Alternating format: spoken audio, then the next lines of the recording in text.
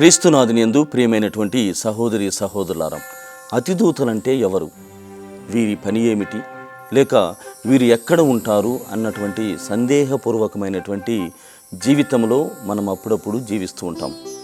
అతిదూతలు అన్నటువంటి వారు ఆత్మస్వరూపులు, మన ఆధ్యాత్మికమైనటువంటి ఉపకారులు. మన వ్యక్తిగత జీవితాలలో మనకు అనేకమైనటువంటి స్నేహితులు ఉంటారు, బంధువులు కూడా ఉంటారు. కానీ అతిదూతలను మించినటువంటి స్నేహితులు, బంధువులు ఎవరు కూడా లేరు, ఉండరు కూడా.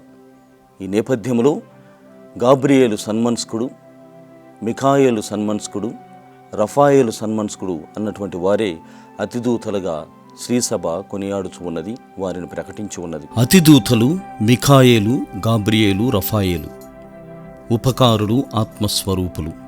శ్రీసభ ఏటేటా దైవార్చన నియమాల ప్రకారం సన్మనస్కులను స్తుతించి వారి సహాయాన్ని అర్థిస్తుంది. మిఖాయేలు, గాబ్రియేలు, రఫాయేలు దేవదూతల్లో అగ్రవర్గానికి చెందినవాళ్ళు. దేవదూతల పనులు రెండు: పరలోకంలో దేవుణ్ణి ఆరాధించడం, భూలోకంలో నరులకు సహాయం చేయడం. వాళ్ళు మనలాగా శరీరధారులు కారు, కేవలం ఆత్మస్వరూపులు. మనం లోక సంబంధ విషయాల్లో మునిగిపోయి దేవుణ్ణి పట్టించుకోము. దూతలు మనం దేవుణ్ణి స్మరించుకునేలా, అతని ఆజ్ఞల ప్రకారం జీవించేలా చేస్తారు. దౌర్బల్యం వలన కాని పనులకు పాల్పడి పాపములో పడిపోతుంటాం. దూతలు పశ్చాత్తాపపడి దేవునితో రాజీపడేలా చేస్తారు. కొన్నిసార్లు ఇరుగు పొరుగు వాళ్లతో సంబంధాలు బెడుస్తాయి, కోపతాపాలకు గురి అవుతాం. దూతలు తోడి జనంతో మళ్ళీ సత్సంబంధాలు పెంచుకునేలా చేస్తారు. పిశాచం పనులను నానా విధాల శోధించి పాపమనే వలలో చిక్కుకునేలా చేస్తుంది. దూతలు ఈ ప్రలోభాల నుండి మనలను కాపాడుతారు. వాళ్ళు మనకు మంచి ప్రేరణలు పుట్టిస్తారు. జీవితంలో మంచి నిర్ణయాలు చేసుకుని దేవుని మార్గాల్లో నడిచేలా చేస్తారు. వాళ్ళ సేవల వలననే ఎన్నో పాపాల నుండి తప్పించుకోగలుగుతున్నాం. దేవదూతలు మనకు భౌతికంగాను ఆధ్యాత్మికంగాను చాలా సహాయం చేస్తుంటారు.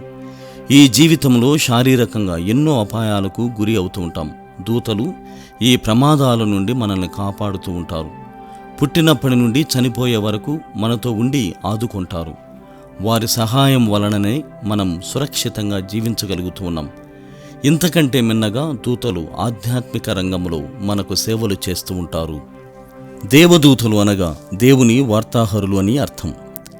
దేవుని ఆజ్ఞలను పాటించే సన్మనస్కులు వీరు. పరిశుద్ధమును సుఖమునైన స్థితిలో వీరు దేవునిచే కలిగింపబడిన వారని, ఆత్మరూపులని మనం సత్యోపదేశ సంక్షేమంలో నేర్చుకున్నాం. దూతలు సూడో డైనిషియన్ అనే రచయిత ప్రకారం దూతలు 3 బృందాలు. వారిలో 9 గుణాలున్నాయి.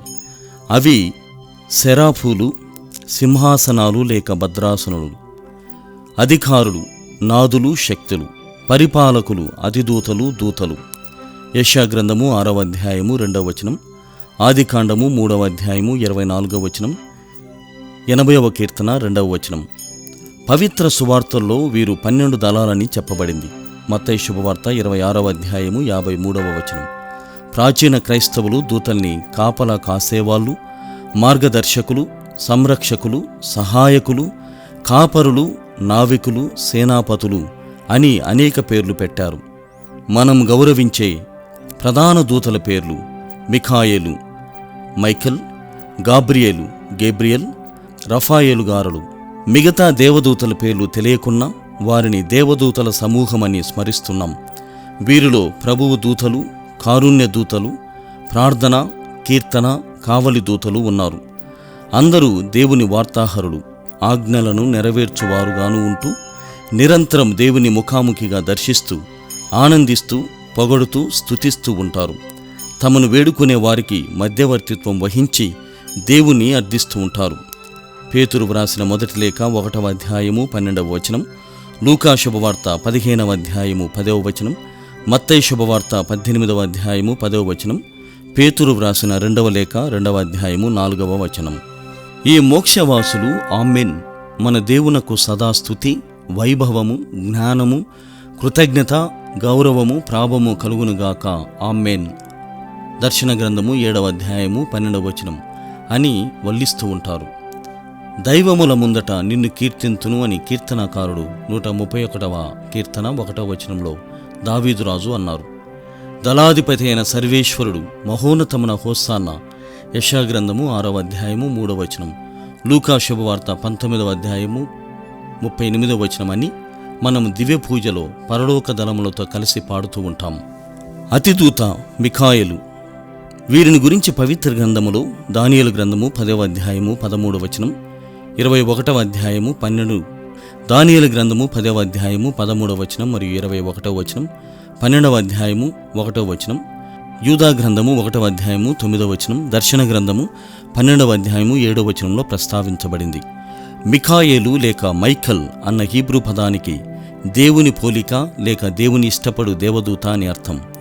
పవిత్ర గ్రంథములో మిఖాయేలు దూతను ఎన్నుకోబడిన జాతికి సంరక్షకుడుగాను ఓదార్చే సన్మనస్కుడుగాను అభివర్ణించారు. సైతానుకు వ్యతిరేకంగా పోరాడడం, దాని బందీ నుండి విశ్వాసుల ఆత్మలను కాపాడడం, శ్రీసభకు ప్రత్యేక పాలకులుగా ఉండడం, ఆత్మలను దైవ తీర్పుకు తీసుకురావడం అనే 4 విధుల్ని మిఖాయేలు ప్రధాన దూత నిర్వహిస్తున్నట్లు శ్రీసభ సంప్రదాయం వివరిస్తుంది. మొదటి ప్రధాన దూత పరిశుద్ధ మిఖాయేలు. మిఖాయేలు దూతను చిల్లర వర్తకులకు పాలకపు నీతులుగా, పర్వత ప్రాంతాలకు సంరక్షకులుగా కొనియాడుతూ ఉంటారు. అంతేకాకుండా పరిశుద్ధ పోపుగారికి దివ్య సప్రసాద భద్రతకు ప్రత్యేక పాలక సంరక్షకులుగా శ్రీసభ ఏర్పాటు చేసింది. రెండవ ప్రధాన దూత పరిశుద్ధ రఫాయేలు. రఫాయేలు అను హీబ్రూ భాష పదానికి దేవుని ఔషధం లేక దేవుడు స్వస్థత పరిచాడు అని భావం. దైవ సింహాసనం ఎదుట ఎప్పుడూ ఉండే 7 దూతల్లో వీరు ఒకరు. మొదటి నిబంధనలో తోబీతు అంధత్వాన్ని నయం చేసిన దూత రఫాయేలు గారే. ఈ దూతను ప్రయాణికులు, యువకులు, అమాయకులు తమ పాలక పునీతులుగా వేడుకుంటారు. శ్రీసభ గత 10వ శతాబ్దం నుండి పునీత రఫాయేలు దూతను వందిస్తూ వస్తూ ఉన్నారు. అయితే 1922 నుండి విశ్వశ్రీ సభ అంతటా వీరిని కొనియాడడం ప్రారంభించారు. మూడవ ప్రధాన దూత పరిశుద్ధ గాబ్రియేలు. వీరిని గురించి పవిత్ర గ్రంథములో దానియేలు గ్రంథము 8వ అధ్యాయం 16వ వచనం, 9వ అధ్యాయము 21వ వచనం, లూకా శుభవార్త 1వ అధ్యాయము 19 మరియు 26 వచనములలో ప్రస్తావించబడింది. గాబ్రియేలు అను హీబ్రూ పదానికి దైవశక్తి లేక దేవుని వీరుడు లేక దేవుని వ్యక్తి అని అర్థం. బైబిలు అర్చనాకాండాలలో అగుపించే 3 పేర్లలో గాబ్రియేలు దూత ఒకరు. దేవుని సమక్షంలో ఉండే ప్రధాన సప్త సన్మనస్కులలో వీరు ఒకరు. గాబ్రియేలు దూత ప్రధానంగా శుభవార్తలను, ఓదార్పు సందేశాలని అందించడాన్ని పవిత్ర గ్రంథంలో చదువుతాం. అలెగ్జాండర్ ది గ్రేట్ దాడి వల్ల పర్షియన్, ప్రస్తుతం ఇరాన్ సామ్రాజ్యం పతనమయ్యే విషయాన్ని దానియేలు గ్రంథంలో వచ్చిన పొట్టేలు దృశ్యాన్ని గురించి గాబ్రియేలు దూత వివరించారు. బప్తిస్మ యోహాను గారి జనన వార్త, వారి తండ్రి జకరియా గారికి మేరీమాతకు మంగళవార్తను అందించిన దూత గాబ్రియేలు గారేనని పవిత్ర గ్రంథం వివరిస్తోంది. క్రీస్తు అవతరించడం గురించి బెత్లెహేము గొల్లలకు, ఈజిప్టు దేశానికి బాలయేసును తీసుకుని తిరుకుటుంబం పారిపోవాల్సిందని సందేశాన్ని కూడా గాబ్రియేలు గారే మోసుకెళ్లారు. ప్రియమైనటువంటి సహోదరి సహోదరులారా, అతిదూతులైనటువంటి గాబ్రియేలు, మిఖాయేలు మరియు రఫాయేలు అన్నటువంటి వారు ఎవరు అన్నటువంటి విషయాలను తెలుసుకున్నాం. అయితే ఇంకను కూడా వారు పరలోక వాసం చేస్తూ మన కోసం ప్రార్థన చేస్తూ ఉంటారని కూడా గమనించాలి. అనేకమైనటువంటి పునీతులను తల్లి అయినటువంటి శ్రీసభ ప్రకటిస్తోంది. వారు పరలోకములో ఉంటూ మన కోసం ప్రార్థన మాత్రమే కాకుండా మన బాగోగుల గురించి తండ్రి దేవునికి నివేదిస్తూ ఉంటారు. కావున ఏ పునీతిని కూడా పక్కన ఉంచకుండా, అశ్రద్ధ వహించకుండా, మరి ముఖ్యంగా ఈనాడు కొనియాడుచున్నటువంటి అతిదూతలైనటువంటి మిఖాయేలు, గాబ్రియేలు, రఫాయేలు యొక్క పండుగను పురస్కరించుకొని వారి యొక్క ప్రార్థనా సహాయమును, చేయూతను పొందడానికి ప్రయత్నం చేద్దాం.